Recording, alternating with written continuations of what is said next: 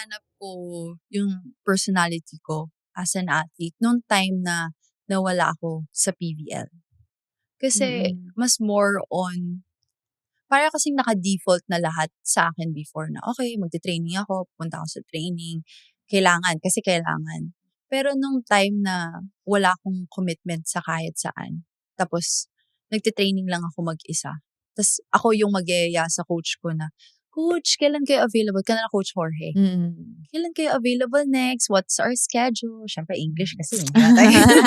Pero ganyan. So, what time? Ganon. "Okay, I'll be there." Ganon. So, parang sabi ko, dun ko kailangan mas i-push pa yung sarili ko kasi ang dami talaga. Siyempre, yung mga kasama namin sa Alas nun, nagte-training sila, sila competitively. So, meron silang experience na hindi ko na kukuha. Na syempre, kailangan ko maka-cope up para sa darating na AVC. Parang, AVC yung time na yun sa Vietnam. Okay, kailangan, wag ka mawala. Kasi, in time na kakailanganin ka nila, anytime, kung anong role man yan, kailangan mag-show up ka, malaban mo din sila. Kasi, for sure, ang pangit pakinggan, ate ka na nila. Diba? Oo, te. So, parang ayun, gusto ko kasi kahit papano, mawala man ako, pero nandun ako kung kailan nila ako kailangan. Ganun. Pero habang nag-iintay ka nun, ano pa mga ginawa mo? Nag-try ako mag-sportscaster. Ganon. Nag-try ako mag-model. Wow! Kala mo talaga, sexy! Nakapag-join training ako sa Kurashiki noon sa Japan. Na nakasama ko, nakapag-bond kami ng family sa US. Na matagal-tagal din di namin nagagawa. Kasi nga kahit nandito sa Philippines, madalang kaming mabuo. Doon nung nagsama kami nung holiday, parang doon ko na-cherish na ang sarap pa rin na magkaroon ng buong pamilya na sama-sama, nakikita mo kahit na lumipas yung mga years. So, na-curious ako, dun sa mga ginawa mo na hindi volleyball, ano yung sa tingin mo gusto mong ulitin? Or sa tingin mo kaya mong gawin after volleyball? Actually, pwede ko naman sila ulitin lahat. Wow! Pwede ko isabay. Yeah. Ganon. Kung gusto yan lang, just PM me. Pero kasi nung una, ginawa ko yung sportscaster, yung pag magbabasa ka. Mas nakaka-tense pala kasi yun, te. Kapag ka may binabasa ka na, imbis na ganito, mas relax. Yun kasi pag mabulol ka talaga, parang lahat ng buong Pilipinas, makikita kang bulol ka. Tsaka live ata yun. Oo, Diba? live day. So parang nung una-una, ang pangit pa nang parang pag pinakikinggan, ang pangit nung tono, nung pagkasabi ko, ang awkward. So parang nung time nun, pinapractice ko talaga siya. So kailangan hindi ko siya awkward mabasa. So yung mga ganun, na feeling ko kung may volleyball nun, hindi ko siya bibigyan ng time na itry. Tapos yung sa pag-bench model naman nun, sabi ko, hindi ko akalaing makakasuot ako ng ganon. Kasi, sabi ko, pero ang ganda experience din kasi ate, like, madalang lang din yun mangyari. Tapos, ang dami pang nakatingin. Ate, yun lang yung feeling kong, sabi ko, natitense ako. Parang sobrang natitense ako habang naglalakad. Pero kailangan fake it till you make it. Ganyan, ganun pa ako nun. Sabi ko, shocks, ginajudge na kaya nila ako. Pero hindi ate, na-enjoy ko yung experience. Ganun. Sabi ko, kapag magkaroon ulit akong opportunity maglakad, parang gusto ko siyang itry pa ulit. So, parang naging blessing in disguise din ang pagkakaroon mo ng break. Diba? Talaga kasi ang dami mo na-discover about yourself. I mean, after all the experiences, lahat ng na-explore mo during your break, ano yung na-discover mo pa about yourself? I think yung pagiging patient na wag i-force yung hindi para sa'yo. And nakita ko din yung mga totoong kaibigan talaga. Bukod sa self ko kasi ate, parang kumbaga before talaga, hindi ako ganun ka-patient talaga na kapag kami gusto ako, kailangan mangyari yan, ganun. But nung time nang na-stop talaga yung volleyball ko, pwede ko palang gawin to. Na parang, kung ano pala talaga yung plan sa'yo ni Lord, just let it be. Parang ganun. Huwag mong ipilit yung sarili mo sa hindi para sa'yo. Talaga.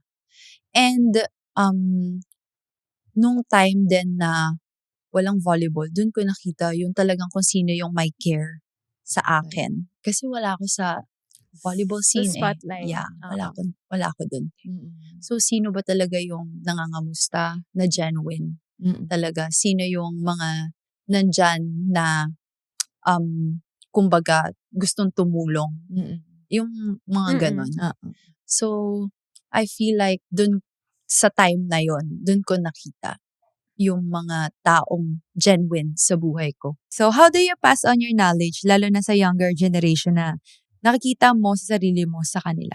Sa UST kasi, noong time na naglalaro pa ako dun, yung pagmamahal ng UST sobra-sobra. So, kumbaga, mas maganda kung mas mahalin nyo din sila ng more. Kasi, babalik din sa inyo yan ng more. Sorry Sobra. natin, alam namin kalaban namin kayo, no? Hindi, pero Pero grabe ako grabe rin kasi kasi talaga. ako talaga sa support ng UST. Pati Yes. community, Kakilabot. UST community. Oo, Oo, diba? As in, yan yung isa din siguro sa mga pride na Oo. grabe sila talaga. And yun yung sinasabi ko sa kanila, wag nilang sayangin. Mahirap maibalik sila. Mahirap maibalik yung tiwala. Pero once naman na nagtiwala ulit, grabe naman magtiwala sa proseso. And very patient din sila. Kaya, lagi siguro din napapakita nila hanggang ngayon kasi sila Det naging medyo baby ko pa yan before sila Reg. I mean, mga babies pa namin. Yeah. Kasi na ngayon sila na yung senior, sila na nagdadala ng UST na nakakatuwa yung growth. Na yan yung isang bagay na gusto namin makita na gawin nila. And I think mas nahihigatan pa nila. 'Di ba? Kasi grabe yung mga medals and sobrang nakakatuwa kasi hindi lang naman din volleyball yung pinag-uusapan. Pero yung character talaga na kung paano yung isang Tomasian lumaban sa mga laro. And sa Alas naman ate, si Shaina kasi yung lagi ko nagiging ka-roommate. And then si Angel naman, for 2 years, lagi ko siyang nakakasama. Yun sila Ara, sila Kla. Lagi ko lang sinasabi sa kanila na yung disiplina talaga, kailangan mag-start talaga sa self. Walang makakakuha niyan. And pagdating sa laro talaga, all out talaga. Lalo na sa mga, kayo na nandito kayo sa Alas, ibig sabihin, meron kayo na sobra-sobra. Kaya nandito kayo, nire-represent natin yung Philippines. That's why. That's why, kaya kapag magkakaroon kayo ng opportunity na makalaro sa Alas Pilipinas, i-grab nyo lang lahat ng mga experiences, ganyan. Mahirap, madali, or kung anumang mangyari sa inyo dito, malaking bagay na babaunin nyo, lalo na pag bumalik kayo sa mga UAAP teams nyo. Ang maganda kasi sa mga bata ngayon, nakikinig talaga sila. Very curious din sila. Ate, paano mo ito nagagawa? Ayoko ituro. Baka joke lang. Joke lang yan. Pero, sasabihin ko lang lagi naman, sabi ko na, wag lang kayo makontento sa kung ano yung natututunan nyo. Kasi kailangan maging hungry pa kayo sa kung ano yung meron. Kasi di ba ang volleyball, nag-evolve talaga siya. Never ending So, siya. talagang grabe din talaga yung nagiging level ng volleyball dito na sa Philippines. So, sabi ko, once kasi na mag-stop ka, wala na. Baka, kunyari, yung training mo na pinahinga mo na isang araw or dalawang araw. Sa mga bata to, teha. Yes. Kami, hindi kailangan namin ng pahinga. Kailangan namin ng pahinga. Oo, hindi na kaya ng katawan. Matanda na tayo. Basta mga bata to. Yes. Nililinaw ko lang. Na parang kumbaga, syempre, kailangan yung makaabot talaga sa PVL na level. And of course, mas maganda kung international yung maabot nila. And kung gusto talaga nilang maabutan yun, syempre, kailangan maging extra sa extra. Extra special. Grabe! Nabitin na naman tayo sa kwento ngayon! Kung gusto mo pa ng dagdag kwento, huwag mag-alala! Pag may time, kita tayo ulit sa susunod na episode!